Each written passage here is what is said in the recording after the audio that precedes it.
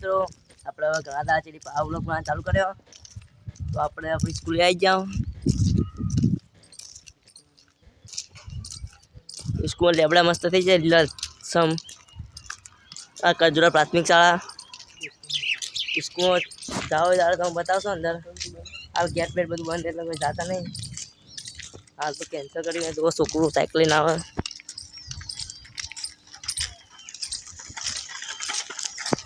ગભરાઈ ગયું આપણે કોઈ બોલી જ ના શક્યું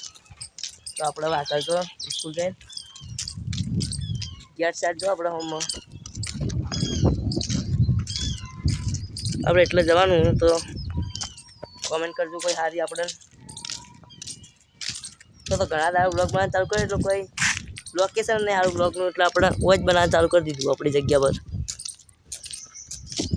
આપણી સ્કૂલેથી પહેલાં બધા કોઈ ભણતા હતા તો